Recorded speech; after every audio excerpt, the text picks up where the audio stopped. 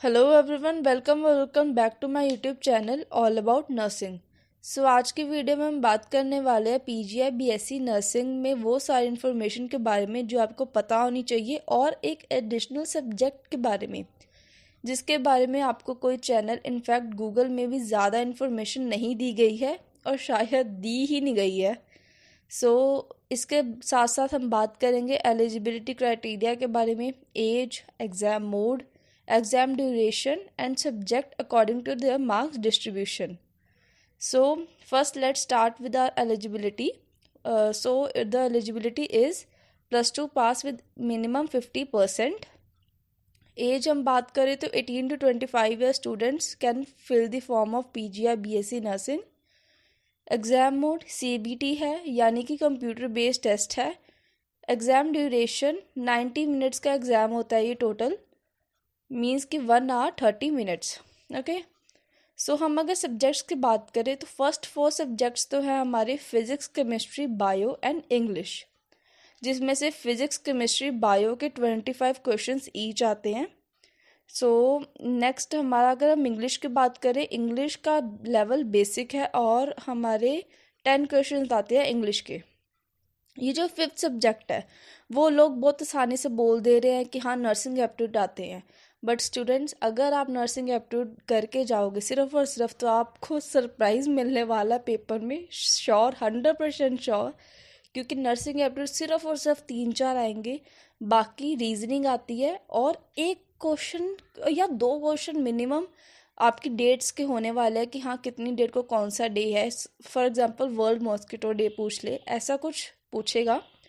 बाकी nursing aptitude सिर्फ और सिर्फ 3-4 आएंगे। So make sure you do reasoning quite well. Obviously basic level की आएगी, टफ नहीं आती, बट जब आपको स्टूडेंट को पता लगता है कि हाँ हमने करके हम नर्सिंग एप्टीट्यूड आए हैं बट 7 मार्क्स की रीजनिंग डाल दी है, तो ऑब्वियसली वहाँ पे थोड़ा कॉन्फिडेंस लो होता है। बट नहीं, आपको डरना नहीं है, रीजनिंग प्रिपेयर करके जाइए, आएगी ही।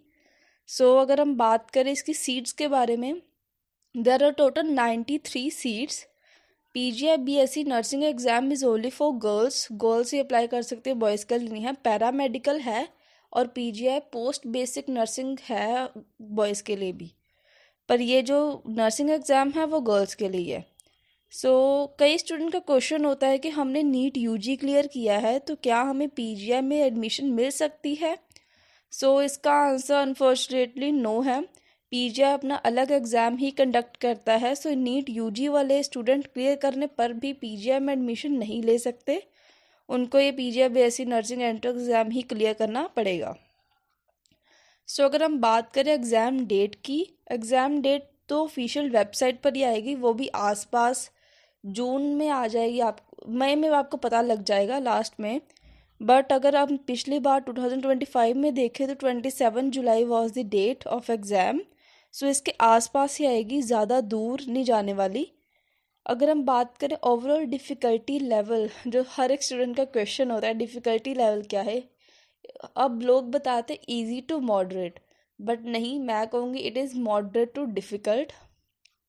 या it is moderate to easy तो कोई भी क्वेश्चन नहीं होगा। एनसीईआरटी बेस्ड बायो आती है और हमारे chemistry completely like theory based, NCERT line to line पढ़ी होनी चाहिए। अभी रिएक्शंस क्वेश्चंस भी आते हैं और जो फिज़िक्स वो कम्प्लीटली न्यूमेरिकल बेस्ड है।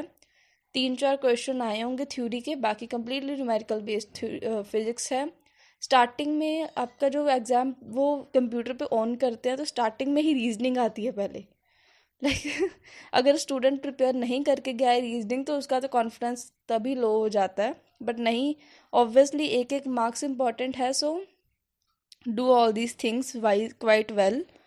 बाकी I hope I have answered your questions.